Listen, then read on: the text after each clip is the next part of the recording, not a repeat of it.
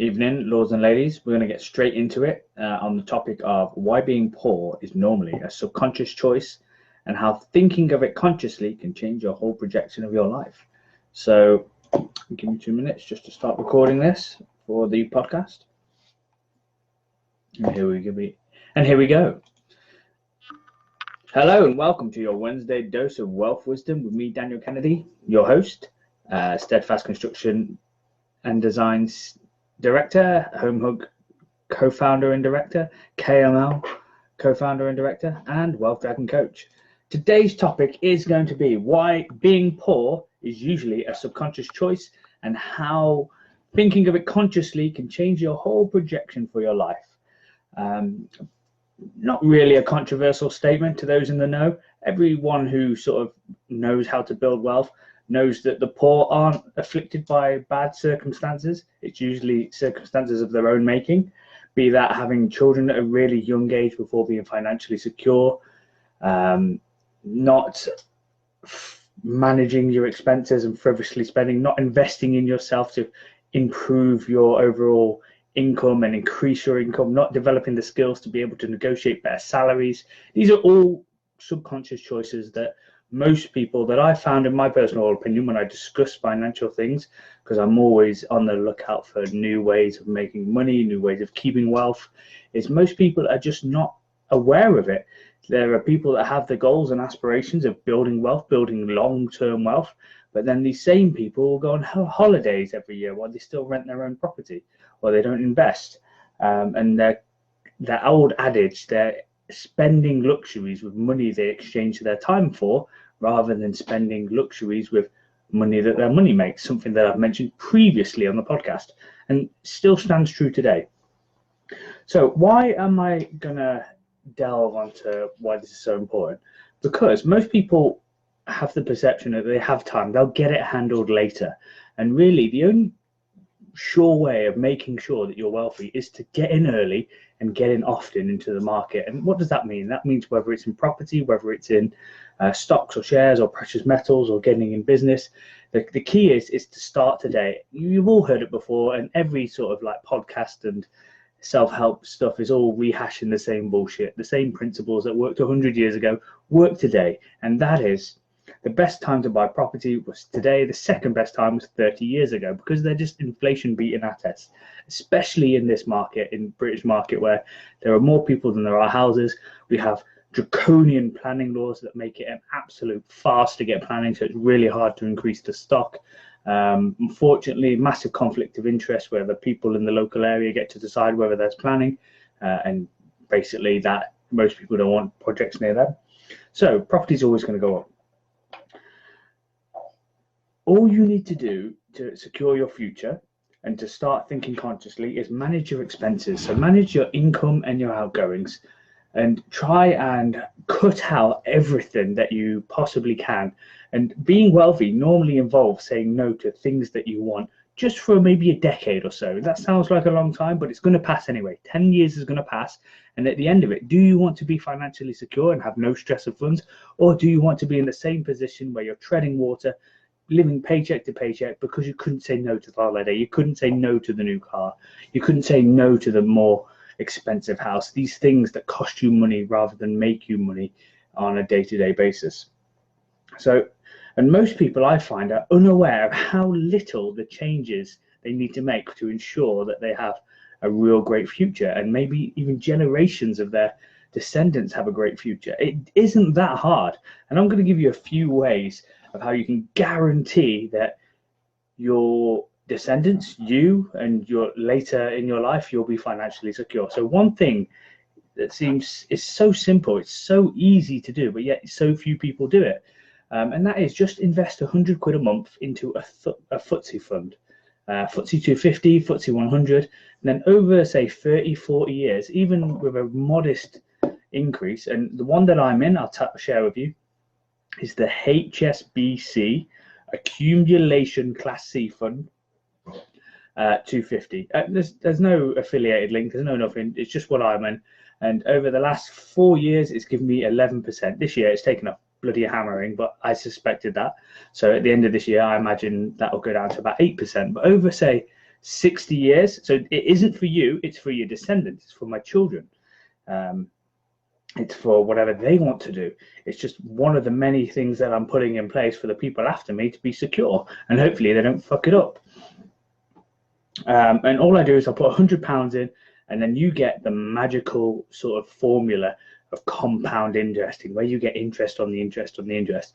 And maybe over the course of 60 years, I'll only put about £60,000 into it, which isn't a lot in terms of property.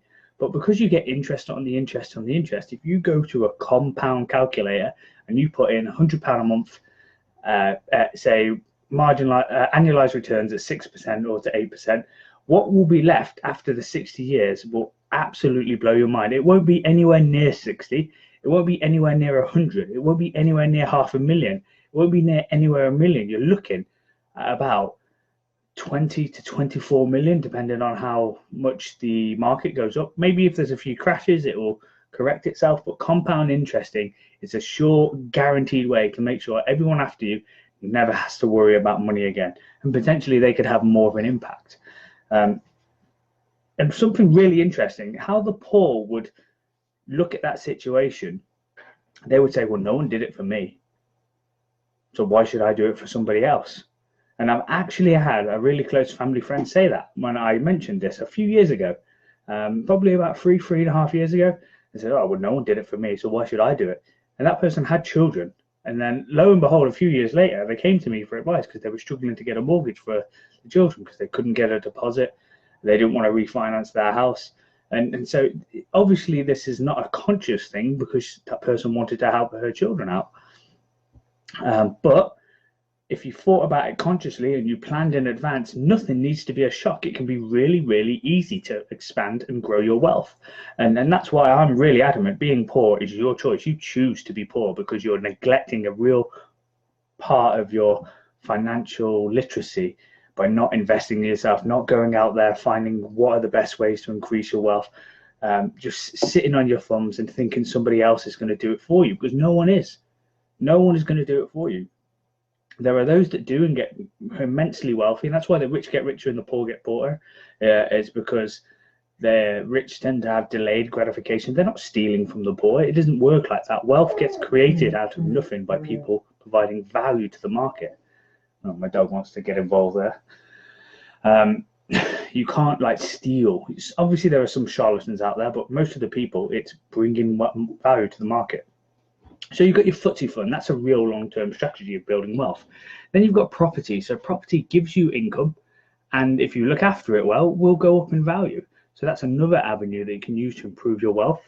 And also businesses. Businesses are absolute massive money-making machines if you do it right. And generally, all you have to do is what I found. I've kind of delved in a few now, and just to be perfectly honest, I failed at a lot more than I've succeeded at. I've only ever really made money in 2 businesses, and I don't consider property a business because that's more of a sure thing.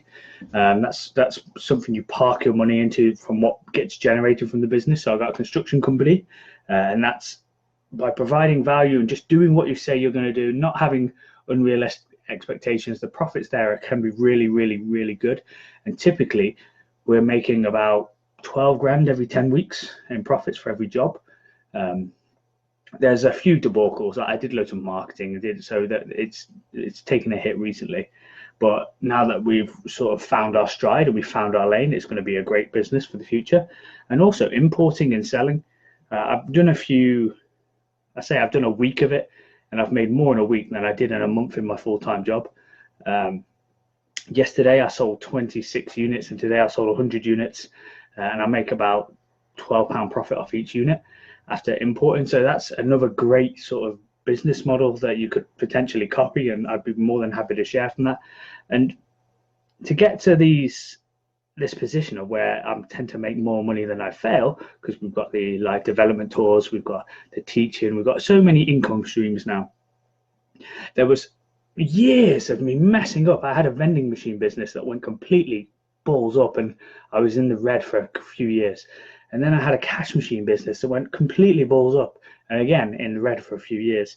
And it's all about just knowing that there's a process, knowing that you need to learn this and that it's not going to be an overnight thing, because why should it be? Everyone has to go through the trials and tribulations, and potentially you could circumnavigate them by having business partners or having a mentor. But having patience, saying no to things that you don't want, and in choosing to invest your money in inflation beating assets, not having a cap on your income.